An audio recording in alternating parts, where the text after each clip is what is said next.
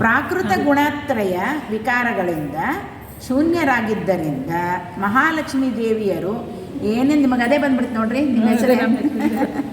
ಪ್ರಾಕೃತ ಗುಣತ್ರಯ ವಿಕಾರಗಳಿಂದ ಶೂನ್ಯರಾಗಿದ್ದರಿಂದ ಮಹಾಲಕ್ಷ್ಮೀ ದೇವಿಯರು ಏನೆಂದು ಕರೆಯಲ್ಪಡುತ್ತಾರೆ? ನಿರ್ವಿಕಾರಳೆಂದು ಕರೆಯುತ್ತಾರೆ ಮಹಾಲಕ್ಷ್ಮೀ ದೇವಿಯರು. ಪದ್ಯದಲ್ಲೇ ಬರೋ ಹಾಗೆ ನಿತ್ಯ ಮುಕ್ತಳೆ ನಿರ್ವಿಕಾರ. ಹೌದೌದು. ಪ್ರಾಕೃತ ಗುಣತ್ರಯ ವಿಕಾರಗಳಿಂದ ಶೂನ್ಯರಾಗಿದ್ದರಿಂದ ಮಹಾಲಕ್ಷ್ಮೀ ದೇವಿಯರು ಏನೆಂದು ಕರೆಯಲ್ಪಡುತ್ತಾರೆ ಅಂತ ಹೇಳಿದ್ದಕ್ಕೆ ನಿರ್ವಿಕಾರಳೆಂದು ಕರೆಯಲ್ಪಡುತ್ತಾರೆ. ಸರಿಯಾದ ಉತ್ತರ. ದೈತ್ಯ ಸ್ವಭಾವ ಗುಣಗಳನ್ನು ಬ್ರಹ್ಮನು ಯಾರ ಸಮ್ಮುಖದಲ್ಲಿ ಹೇಳಿದನು? ದೈತ್ಯ ಸ್ವಭಾವ ಗುಣಗಳನ್ನು ಬ್ರಹ್ಮನು ಯಾರ ಸಮ್ಮುಖದಲ್ಲಿ ಹೇಳಿದನು? ವಾಸುದೇವನ ಸಮ್ಮುಖದಲ್ಲಿ ಹೇಳಿದನು. ವಾಸುದೇವನ ಸಮ್ಮುಖದಲ್ಲಿ ಹೇಳಿದನು. ಸರಿಯಾದ ಉತ್ತರ. ನೈವೇದ್ಯ ಸಮರ್ಪಣೆ ಆ ಸಂಧಿಯಲ್ಲಿ ತಮಗೆ ಪ್ರಶ್ನೆಗಳನ್ನು ಕೇಳ್ತಾ ಇದ್ದೀನಿ. ಶುರು ಮಾಡ್ಬೋದಾ? ಮೊದಲನೇ ಪ್ರಶ್ನೆ, ಕ್ಷಿತಿಜ ಗೋಮಯ ಅಜಾದಿಗಳ ಗೋಮಯ ಅಜಾದಿಗಳ ಅಭಿಮಾನಿ ಯಾರು? ಕ್ಷಿತಿಜ ಗೊತ್ತಾಯ್ತಾ? ಇನ್ನೊಂದ್ಸಲ ಕೇಳ. ಗೊತ್ತಾಗಿದೆ. ವಸಂತ ಋತುವಿಗೆ ಅಭಿಮಾನಿಯಾದ ವಸಂತನು ಕ್ಷಿತಿಜ ಗೋಮಯ ಜಾತಿಗಳಿಗೆ ವಸಂತ ಅನ್ನೋನು ಅಭಿಮಾನಿಯಾಗಿ. ಸ್ವಲ್ಪ ಜೋರಾಗಿ ಹೇಳ್ಬಿಡ್ತೀರಾ? ಚೆನ್ನಾಗಿ ಕರೆಕ್ಟಾಗಿದೆ. ವಸಂತ ಋತುವಿಗೆ ಅಭಿಮಾನಿಯಾದ ವಸಂತನು ಕ್ಷಿತಿಜ ಗೋಮಯ ಜಾತಿಗಳಿಗೆ ಅಭಿಮಾನಿಯಾಗಿದ್ದಾನೆ. ಸರಿಯಾದ ಉತ್ತರ. ಇನ್ನು ಮುಂದಿನ ಪ್ರಶ್ನೆಗೆ ಹೋಗೋಣ. ದಕ್ಷನನ್ನು ಯಾವ ಪದಾರ್ಥದಲ್ಲಿ ಚಿಂತಿಸಬೇಕು? ದಕ್ಷ ಪ್ರಜಾಪತಿಯನ್ನು ಯಾವ ಪದಾರ್ಥದಲ್ಲಿ ಚಿಂತಿಸಬೇಕು? ಉದ್ದುಗುಂಬಳ, ಎಳ್ಳು, ಉದ್ದು, ಅದರಿಂದ ಮಾಡಿದ ಹಪ್ಪಳ ಸಂಡಿಗೆಗಳಲ್ಲಿ ಚಿಂತಿಸಬೇಕು. ಇನ್ನೊಂದ್ಸಲಿ ಹೇಳ್ಬಿಡಿ. ಹಪ್ಪಳ ಸಂಡಿಗೆಗಳಲ್ಲಿ ಚಿಂತಿಸಬೇಕು. ಉದ್ದುಗುಂಬಳ, ಎಳ್ಳು, ಉದ್ದು ಇವುಗಳಿಂದ ಮಾಡಿದ ಸಂಡಿಗೆ ಹಪ್ಪಳ. ಸಂಡಿಗೆ ಹಪ್ಪಳ ಎಲ್ರಿಗೂ ಒಂಥರ ಚುರುಕಾಗುತ್ತೆ. ಇದು ಬುದ್ಧಿ ಚುರುಕಾಗ್ಬಿಡುತ್ತೆ ಅಲ್ವಾ? ಅಂದರೆ ಚಳಿ ಮಳೆಗೆ ಅಲ್ವಾ? ಕರೆಕ್ಟ್.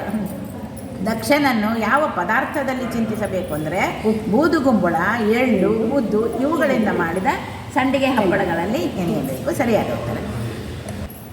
ಯಾವ ಜಗತ್ತಿಗೆ ಲಕ್ಷ್ಮೀದೇವಿಯವರು ಆಧಾರ ರೂಪರಾಗಿದ್ದಾರೆ? ಯಾವ ಜಗತ್ತಿಗೆ ಲಕ್ಷ್ಮೀದೇವಿಯವರು ಆಧಾರ ರೂಪರಾಗಿದ್ದಾರೆ? ನಿತ್ಯಾನಿತ್ಯ ಜಗತ್ತಿಗೆ ಲಕ್ಷ್ಮೀದೇವಿಯರು ಆಧಾರ ರೂಪರಾಗಿದ್ದಾರೆ. ಇನ್ನೊಂದ್ಸಲ ಜೋರಾಗಿ ಹೇಳ್ಬಿಡಿ. ನಿತ್ಯಾನಿತ್ಯ ಜಗತ್ತಿಗೆ ಲಕ್ಷ್ಮೀದೇವಿಯರು ಆಧಾರ ರೂಪರಾಗಿದ್ದಾರೆ. ಸರಿಯಾದ ಉತ್ತರ. ಸತ್ಯ ಜಗತ್ತಿದು ಅಲ್ವಾ? ನಿತ್ಯಾನಿತ್ಯ ಜಗತ್ತಿಗೆ ಅವರು ಆಧಾರವಾಗಿದ್ದಾರೆ. ಎರಡನೇ ಪ್ರಶ್ನೆ ನಿಮಗೆ. ಬದರನೆಂದರೆ ಯಾರು? ಬದರನೆಂದರೆ ಚಂದ್ರ. ಸರಿಯಾದ ಉತ್ತರ. ಬದರನೆಂದರೆ ಚಂದ್ರ. ಇನ್ನು ಮೂರನೇ,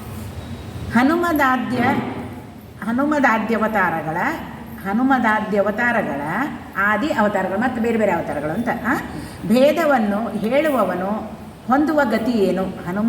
ಹನುಮದ್ ಅವತಾರ ಅಥವಾ ಹನುಮದಾದ್ಯ ಅವತಾರ ಅಂದರೆ ಅವರ ಅವತಾರಗಳೇ ಇದ್ದಂಥದ್ದು. ಅದರಲ್ಲಿ ಭೇದ ಹೇಳುವವನು ಹೊಂದುವ ಗತಿ ಏನು?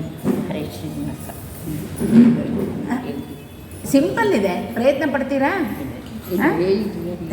ನಾನು ಹೇಳ ಅಂದರೆ ತಾರತಮ್ಯದಲ್ಲಿ ಹನುಮ ಭೀಮ ಮಧ್ವರ ಅವತಾರದಲ್ಲಿ ಭೇದವನ್ನು ಮಾಡಬಾರ್ದು. ಭೇದವನ್ನು ಮಾಡಿದರೆ ಘೋರವಾದ ಅಂಧಂತಮಸ್ಸು ಅಂತ ಇದರಲ್ಲಿ ಹೇಳಿದರು. ಘೋರವಾದ ಅಂಧಂತಮಸ್ಸು ಅಂತ ಹೇಳಿದ್ದಾರೆ.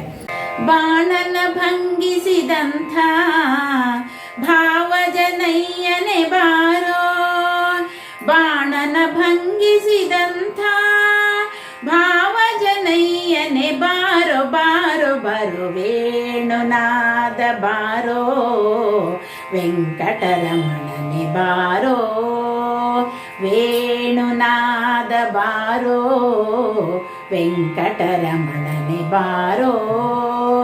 ಬಾಣನ ಭಂಗಿಸಿದಂಥ ಭಾವಜನಯ್ಯನೆ ಬಾರೋ, ಬಾಣನ ಭಂಗಿಸಿದಂಥ ಭಾವಜನಯ್ಯನೆ ಬಾರೋ, ಬಾರೋ ಬಾರೋ ವೇಣುನಾದ ಬಾರೋ, ವೆಂಕಟರಮಣನೆ ಬಾರೋ.